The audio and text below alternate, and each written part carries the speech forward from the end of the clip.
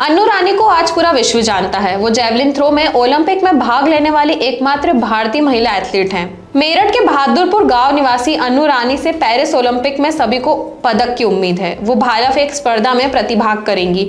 नीरज चोपड़ा की अगुवाई में वो ओलंपिक में प्रतिभाग करने पहुंच चुकी हैं। अन्नू रानी एशियन गेम्स 2023 में स्वर्ण पदक जीतकर चर्चा में आई थी। इसके बाद से देश के अन्य एथलीट भी उनसे प्रेरणा लेकर खेलों की ओर रुख कर रहे हैं।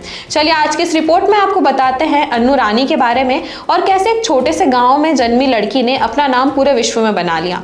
नमस्कार, मैं यशस्वी जोशी स्वागत करती हूँ आपका यूबीई न्यूज में, जहां हम न सिर्फ खबरें लाते हैं बल्कि उसका बारीक और सटीक विश्लेषण भी करते हैं। अन्नू रानी सरधना रोड स्थित बहादुरपुर गांव की रहने वाली हैं। उन्होंने गन्ने के खेतों के बीच से गुजर रही चकरोड पर गन्ने का भाला बनाकर उसे फेंकना शुरू किया था। इसके बाद उनके भाई उपेंद्र ने उनकी ताकत को पहचाना और भाला फेंक के लिए उन्हें प्रेरित किया। इसके बाद से ही वो आगे बढ़ती चली गई। हालांकि उनके पिता अमरपाल सिंह ने इसका विरोध किया, लेकिन उन्होंने बमुश्किल पिता को मनाया और आगे बढ़ी। कई बार चोरी छिपे भी अभ्यास किया और उनकी मेहनत रंग लाई। भाई ने उनका साथ दिया और आज वो इस मुकाम पर पहुंची हैं कि ओलंपिक में देश का नाम रोशन करने पहुंच चुकी है। अब सभी को उनके ओलंपिक में पदक की उम्मीद है। अन्नू रानी के इस मुकाम में पहुंचने तक उनके अलावा उनके परिवार का संघर्ष भी कम नहीं था। अन्नू रानी का जन्म बहादुरपुर गाँव में 28 अगस्त 1992 को एक किसान परिवार में हुआ था। शुरुआत में उनके भाई उपेंद्र ने उनकी ताकत को पहचाना और उन्हें इस खेल में जाने के लिए प्रेरित किया। गांव के माहौल के कारण उनका खेल में जाना कुछ लोगों को खटकता भी था। उनके खुद के पिता अमर सिंह पाल ने उन्हें खेलने की इजाजत नहीं दी थी। उन्होंने चोरी छिपे प्रयास किया और बाद में अपने पिता को भी बनाया। भाई का इसमें विशेष सहयोग रहा। आर्थिक तंगी के कारण अपने पहले जूते भी उन्हें चंदे के रूप में मिले।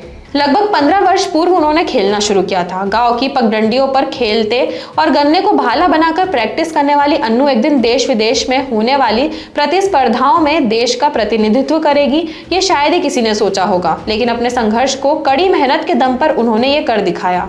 अन्नू रानी 3 बहन व 2 भाइयों में सबसे छोटी हैं। उनके सबसे बड़े भाई उपेंद्र कुमार भी 5000 मीटर के धावक थे और विश्वविद्यालय स्तर की प्रतियोगिताओं में हिस्सा भी ले चुके हैं।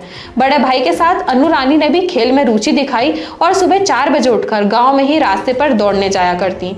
बचपन में परिवार के साथ खेले जा रहे क्रिकेट मैच में जब काफी दूर से उन्होंने बॉल को आसानी से फेंका तो उनके भाई ने उनके बाजुओं की ताकत को पहचाना। उन्होंने गन्ने को भाले की शक्ल के रूप में अन्नू के हाथों में पकड़ा दिया। अन्नू के खेल में रुचि बढ़ी तो भाई उपेंद्र कुमार ने उन्हें गुरुकुल प्रभात आश्रम का रास्ता दिखाया। घर से करीब 20 किलोमीटर दूर होने के कारण अन्नू जैवलिन थ्रो का अभ्यास करने के लिए सप्ताह में 3 दिन गुरुकुल प्रभात आश्रम के मैदान में जाती थी।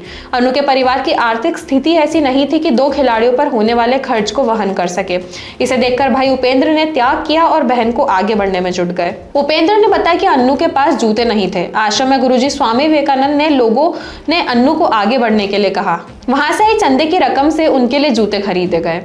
अन्नू ने अपना अभ्यास जारी रखा और जैवलिन थ्रो में बेहतरीन प्रदर्शन किया। अपने रिकॉर्ड तोड़कर वो नेशनल चैंपियन बन गई है।